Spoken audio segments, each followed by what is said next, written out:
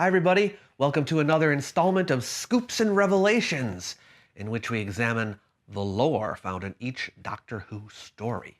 Specifically, we focus on what we learn about the Doctor's background and history, and recurring aliens and technology. This time around, we're going to be looking at the Mutants, also known as the Daleks, or the Dead Planet, after its first episode. There are in fact 7 episodes in this one story, and they are the Dead Planet, the Survivors, the Escape, the Ambush, the Expedition, the Ordeal, and the Rescue, not to be confused with the story of the same name. What do we learn from the Mutants? Well, Susan tells us that the TARDIS's journeys are recorded, so that's good to know. It's the first time we see another room in the TARDIS. The TARDIS has a food machine, which can produce pellets that simulate any flavor. Susan says there are 21 different holes inside the TARDIS lock.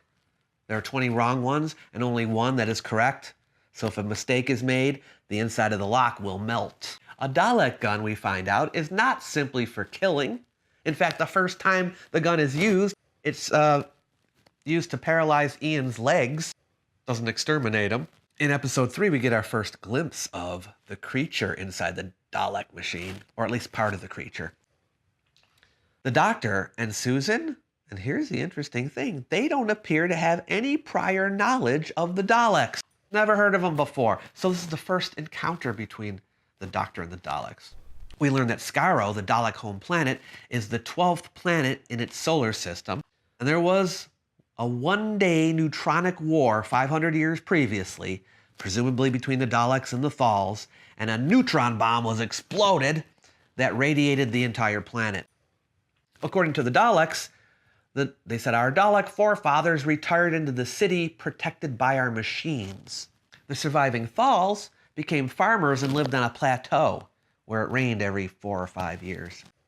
Susan says the rain was now 2 years overdue, which would suggest that the Thals have been traveling for less than 2 years. Ganatus, one of the Thals, later confirms this when he says that they left their plateau over a year ago. But Tamosis says that it has taken them 4 years to get there, so the chronology is a bit confusing. Do you know how to rectify that? The Thals say that they were once warriors and that the Daleks were once teachers and philosophers. The Doctor says the Thal records go back 500,000 years and that the Thal's evolution has occurred actually over hundreds of years, presumably since the Neutronic War. The Doctor says their mutation cycle came around in full circle and refined itself, which means that the Thals were humanoid to begin with and then came around to humans again. The Dalek mutation cycle, he says, has not come around in full circle, so that suggests that the Daleks not only were humanoid to begin with, as the Thals were, but also that the Thals must have gone through a stage when they were like the Daleks, and then they came back out of it. The Thal records say that the Daleks were once called dolls. Now, all of this, the history, well, it doesn't seem to be true. In Genesis of the Daleks, which comes later, we get to see a bit of that neutronic war, apparently, if it's the same war, and it's not as it's described in this story. So yeah, you could call it a contradiction, or I think the usual explanation is that, well, the Thal records aren't exactly accurate, and that the Thals and the Daleks don't have very accurate memories.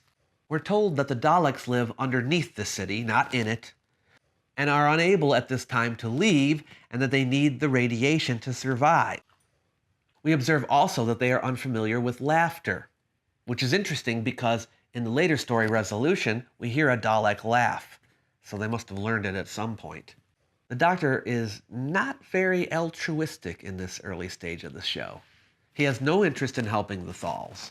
At one point he says, "This is no time for morals." He reveals a bit about his past when he says he was once a pioneer amongst his own people.